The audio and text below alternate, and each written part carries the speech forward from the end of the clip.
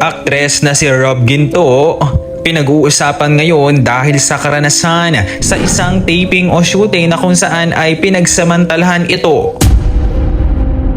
Ano kaya ang naging reaksyon ni Tony nang marinig ang kwento?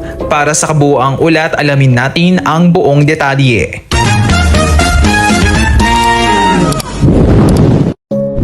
Isang malaking dagok at labis na kalungkutan ang bumalot sa buong bansa matapos matapang na ibunyag ng sexy actress ni si Rob Ginto ang isang madilim at nakakanginig lamig sa katotohanan sa likod ng kinang ng showbiz.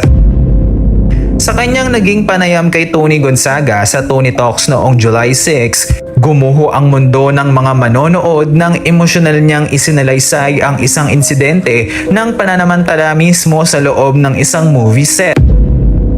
Hindi napigilan ng marami ang magulat at manghilakbot ng ikwento ni Rob kung paano nangyari ang hindi inaasahang paghipo sa kanyang sensitibong bahagi ng katawan nang walang pahintulot o paalam. Isang karanasan na nag-iwan sa kanya ng matinding trauma at emosyonal na sugat. Ang kanyang kwento ay hindi lamang tungkol sa kanyang sariling sakit, kundi isang masakit na salamin na tila kawalan ng ligtas na espasyo para sa mga aktres na gumagawa ng mga mapangahas na pelikula.